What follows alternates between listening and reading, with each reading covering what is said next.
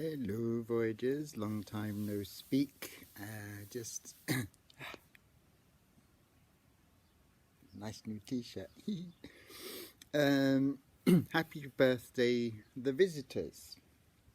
40 years today, was released in the UK, I think a couple of days earlier in France. So I'm just going to go run through my Visitors, the original from the 1981. I remember getting on the bus, going to buy this.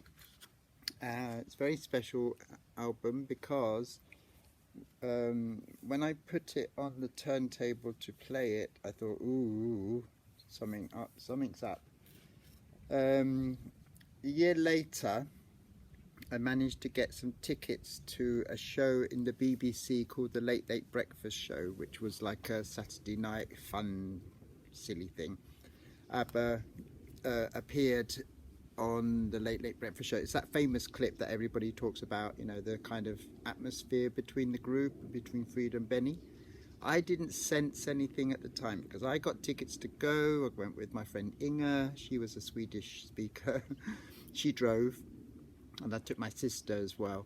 I think I was 19, and it was basically free seating, just fill up from the front when you get into the BBC studio, and we got front row seats over by the left, by the sofa.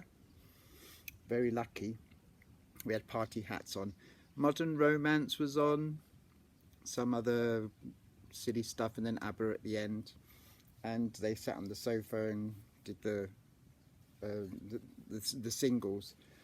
But the reason I'm mentioning the Late Late Breakfast Show is that I gave my sister the inner sleeve of The Visitors because after the show World War III broke out outside when they were going for their limousines, and I remember I had something's going on to try to get Frida's signature. I nearly got it, but I didn't get it there and then. I got it a few months later, signed by her back, when I sent it to Sweden because I couldn't get it through the limousines window. And she went, ah. But in the meantime, I gave my sister this. It was a risk because it could have got broken in the complete crazy, sweaty, obsessed fans that were there. And she came back with Benny and Bjorn. I don't know whether you can... She was very lucky. See, the trouble with these things is I put the sealant on and sometimes it gets a bit stuck, but see if I can take it. Yeah, I can take it out.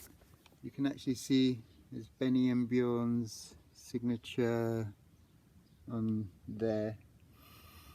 So that was my first, well, I actually didn't get the signatures, my sister did, but she came back because there were two limousines, and Agnieszka Frida got one limousine.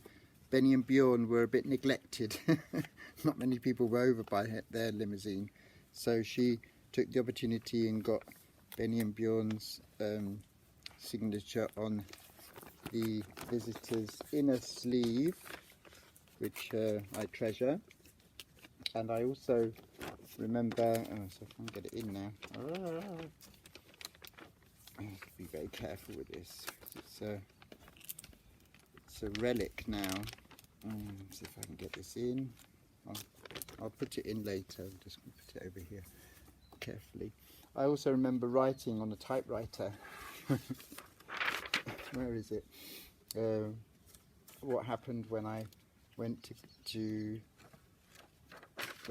see ABBA, but I can't find that piece of paper now. I think it might be in one of the other ones. Anyway, I also went a year later in '82 or something like that. I was in Spain and I got the Spanish issue, which had the third track, No hay a quien culpar, when all is said and done. That was in Spanish, and Se me está escapando, slipping through my fingers, in Spanish. So there was no English version on here, but they swapped it for the Spanish versions. And I also remember thinking,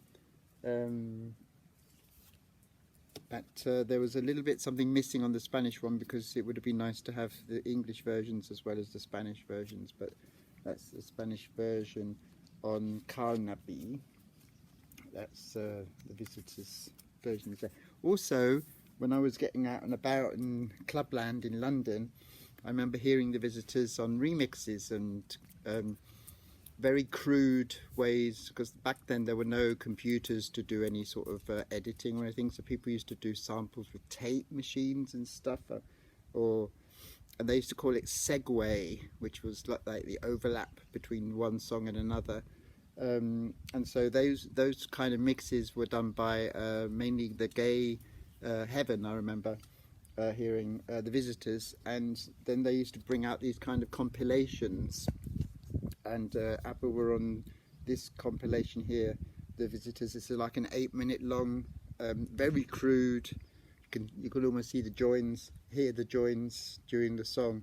Segued means sort of joining into the next song there. So that was ABBA-THE Visitors was included on a compilation 83, I think this was 83, and then also I was also working in a record shop in 84. I used to flick through records, and they were also included, the Visitors and Lay All Your Love on Me, on this it's called Energize. It was basically the high energy stuff from the early 80s. That's the first inkling of a kind of, well, not a revival, because I mean they weren't quite over just yet, but there was already an interest in their music being used for clubbing. So the Visitors, Lay All Your Love on Me was done slightly just with the echoes, and the Visitors was again a kind of crude splicing of the tape, sort of to repeat certain things and make the song a bit longer and a bit dancier. So those are the Visitors bits that I've got. Just 40 years to the day, would you believe it? It's just crazy. Other updates, still waiting for Little Things single to be released. Looking forward to that. The video should be good. Let the children be grand, I say in that one, because I think it's going to be very children centric. Just a vibe I'm getting from that as well. And congratulations on the Grammy. Mustn't neglect that. I don't know if they'll get it, because I mean it's an American jury. But it's nice that after so long, what kept them to recognise I Still Have Faith in You as a Grammy nominated song. It's always going to be a Grammy nominated song, so that's something that they've achieved with this wonderful new comeback. That's all for now. If I have anything about the video, once I've seen the video, watched it, and give a few observations about how it's going to do, it'll do okay. I mean, there's Ed Sheeran, Elton John, Mariah Carey, no doubt, Wham's out again, Slade, all the usual ones are out. Gary Barlow's got one coming out, which is so there. Yeah, there's no room really for too many of them, but I think it's 18 out of 40 of the songs that are coming out next week are Christmas songs, so you know. But Little Things will be played next year, the year after. There'll be a gap where one year it will get to #1 at some stage, you know, when it gets a bit more culty, because, you know, it's a sweet song, but it's also naughty. So that's all for now. As you can see, it's lovely and sunny here. It's wonderful. Yeah, so that the voyage continues. Ciao, ciao.